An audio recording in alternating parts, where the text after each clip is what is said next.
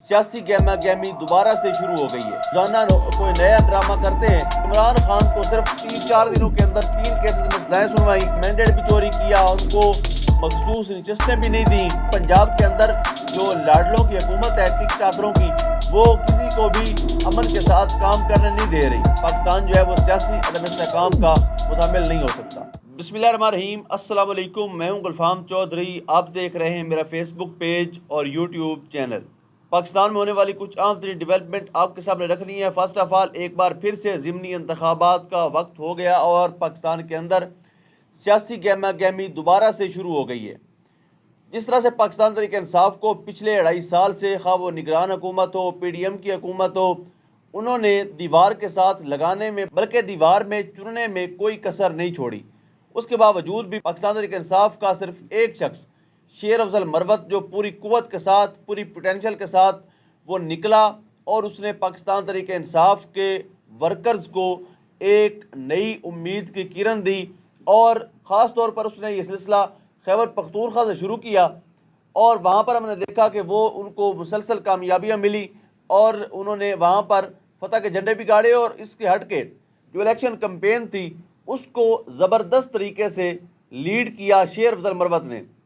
अब पार्टी के अंदर उनके क्या इख्तलाफात चलते रहते हैं या उनके कुछ बयानात ऐसे आते रहते हैं जिनसे पार्टी भी लातल्लुकी करती है और उस पर बाद में शेर अफजल मरवत साहब भी वजाहत देते हैं। लेकिन इस बात को मानना पड़ेगा कि पाकिस्तान तहरीक इंसाफ में एक नई रूह फूंकने वाली शख्सियत का नाम शेर अफजल मरवत है।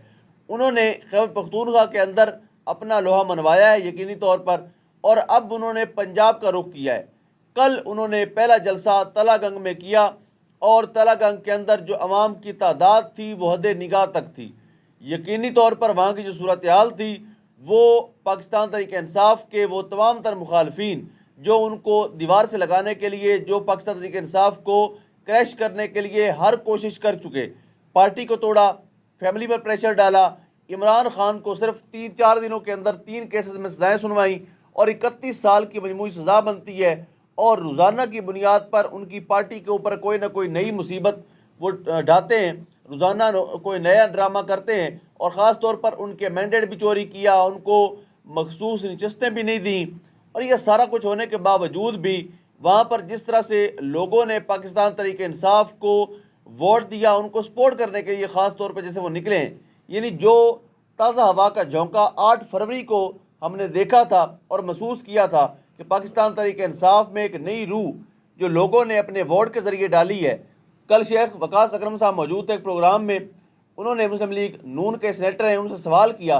उन्होंने कहा कि अगर 9 मई, जिस तरह आप कह रहे हैं कि 9 मई जो है वो पाकिस्तान की हिस्ट्री में लिखा गया है और कभी फरामोश नहीं हो सकता और मुल्क से गद्दारी और ये चीज़ें, तो उन्होंने कहा कि अगर हम वाकई दहशत गर्द हैं और इतने बड़े दहशत गर्द हैं तो फिर ये पाकिस्तानी कौम बेवकूफ़ है जो हमें वोट दे रही है, फिर आपको इलेक्शन चोरी क्यों करना पड़ा। तो यकीनी तौर पर यह बहुत बड़ा सवाल भी है कि अगर आप पाकिस्तान तहरीक इंसाफ को इस तरह से सोतेलों वाला सलूक करेंगे, चीफ इलेक्शन कमीशन हो, मुल्क के सबसे बड़े अदालत के सबसे बड़े काजी साहब हों, आपके इदारे हों, आपकी अदालतें हों, तो पाकिस्तान तहरीक इंसाफ के साथ जब यह सलूक होगा, उसके बावजूद भी अगर अवाम में वो लाडली जमात रहती है, अगर अवाम उनको अपना लाडला ही समझती है, अगर अवाम फिर भी उन्हीं को मैंडेट देती है, तो यकीनी तौर पर ये जो सूरत हाल है ये पाकिस्तान तहरीक इंसाफ के लिए तो खुश आइंद है, लेकिन जो उनके मुखालफीन हैं उनके लिए परेशानी का बायस है। आज शेर अफजल मरवत साहब लाहौर में आ रहे हैं, शालीमार चौक में आज उनका 5 बजे जलसा है। अब देखते हैं कि लाहौर की आवाम किस तरह से शेर अफजल मरवत साहब को वेलकम करती है। लास्ट टाइम जब वो लाहौर पहुंचे थे उनको पंजाब पुलिस ने इंतहाई शफाकियत का मुजाहरा करते हुए उनको धोखे से बाहर बुलाया कि हमारे ऑफिसर्स बुला रहे हैं आपसे बात करने के लिए, लेकिन शेर अफजल मरवत को गिरफ्तार कर लिया गया था।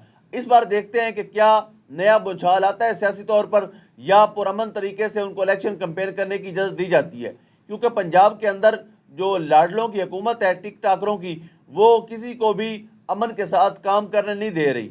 लेकिन फिर भी देखते हैं कि वो सियासी तौर पर ग्रेस का मुजाहरा करते हैं, क्या वो पाकिस्तान तहरीक इंसाफ के सेकेंड लाइन क़यादत को पावर शो करने की इजाज़त देते हैं या क्या वो इनको फैसिलिटेट करते हैं, अकोमोडेट करते हैं या हमेशा की तरह इनके रास्ते में रोडेट करते हैं। उसके बाद एक खबर शामिल कर लेते हैं। साहब अदालत के जज हैं, उन्होंने जो एक दीवार बनाई गई थी जेल के अंदर जहाँ पे खान साहब पेश होते हैं, उस कमरे के अंदर एक दीवार बनाई गई थी कि इमरान खान साहब जो हैं वो मीडिया से बात ना कर सकें। फर्स्ट ऑफ ऑल तो आज भी नुमाइंदों को बाहर रोक लिया गया और सिर्फ 4 नुमाइंदों को अंदर जाने दिया गया है।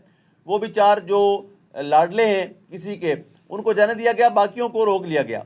अब ये जो सहाफ़ती जिम्मेदारियाँ हैं वो सब ने अदा करनी है। वो मुझ जैसे एक टूटे फूटे सहाफ़ी ने भी करनी है और मोस्ट सीनियर जो क्रिटिकल जर्नलिस्ट हैं उन्होंने भी करनी है। कोर्ट रिपोर्टर जिसकी भी ड्यूटी है वो जाएगा, रिपोर्ट करेगा केस को, लेकिन अगर अदालतों के अंदर ये दौरा म्यार होगा तो यकीनी तौर पर यह सूरत हाल जो है वो अफसोसनाक है और ऐसी चीज़ों को बाज आना चाहिए। उस दीवार को गिरवा दिया गया है जो यकीनी तौर पर एक खुशाइंद अमल है, अच्छा अमल है। पार्लियामेंट के अंदर कल से जो इजलास चल रहा है, कल जरदारी साहब तकरीर करने लगे तो वहाँ पर जो अपोजिशन है पाकिस्तान तहरीक-ए-इंसाफ की, जो असल में फार्म 45 के नतीजे में ओरिजिनल मैंडेट लेकर पहुँचे हुए हैं, उन्होंने जरदारी साहब को बोलने नहीं दिया। जरदारी साहब जैसे ही खिताब करने लगते थे तो वैसे ही ओवरऑल अगर हम बात करें तो जमहूरी रिवायात के ये ख़िलाफ़ है। लेकिन अगर हम पाकिस्तान की सियासत की बात करें तो इसमें इमरान खान साहब के दौर में उनको बोलने की इजाज़त नहीं थी और कोई नहीं बोलने देता था। जितने भी अपोजिशन वाले थे शोर करते थे, वॉकआउट करते थे, नारे लगाते थे। उसी तरह से यही रिवायत आज भी कायम है। लेकिन पाकिस्तान तहरीक-ए-इंसाफ के तादाद कम होने के बावजूद इतना तगड़ा एहतजाज उन्होंने रिकॉर्ड करवाया। उन्होंने बताया वाज़ेह तौर पर कि जो सदर जरदारी साहब हैं वो भी फार्म 47 के तहत ही इलेक्शन जीते हैं, उनका भी मैंडेट जेली है। उन्होंने भी अपने मुखालिफ उम्मीदवारों के साथ जो सलूक किया वो पूरी कौम के सामने है, पूरी दुनिया के सामने है। आज बिलावल भुट्टो और आसफा भुट्टो ने वॉकआउट किया और पाकिस्तान की हिस्ट्री में शायद पहली दफ़ा ऐसा हो रहा है कि अपोजिशन इतनी तगड़ी है, उनका एहतजाज इतना तगड़ा है, उनका बयानिया इतना तगड़ा है कि जो हुकूमती अरकान है वो ऐवान से वॉकआउट करके जा रहे हैं। ये पार्लियामेंट के अंदर बड़ी दिलचस्प सूरत हाल है। आखिर में एक अलार्मिंग सिचुएशन है। 2 ऐसी शख्सियत जो मिलिट्री कस्टडी में है, मियाँ इबाद फ़ारूक और हसन न्याजी, उन दोनों के हवाले से कुछ खबरें आ रही हैं कि पिछले 8-10 दिन से उन्होंने खाना नहीं खाया था। अब उसकी क्या वजूहात हैं वो फैमिली को भी नहीं बताई जा रही। लेकिन अब जो खबर आई है कि वो जेल के अंदर मौजूद नहीं है। हसन न्याजी साहब जो खान साहब के भांजे हैं और मियाँ इबाद फ़ारूक जिनको आप जानते हैं, जिनके कब से बच्चे भी शहीद हुए पिछले अरसे में, और उनके भाई मियाँ शहजाद फ़ारूक हैं जिन्होंने मरियम नवाज़ के खिलाफ इलेक्शन लड़ा था हल्का NA 119 से, जहाँ पर आज शेर अफजल मरवत साहब जलसा कर रहे हैं। और वो उनके मुताबिक वो फार्म 45 के मुताबिक जीत गए थे, लेकिन सिस्टम की लाडली मरियम नवाज़ साहिबा को वहाँ से जितवा दिया गया था। तो आज वहाँ पर जलसा भी है।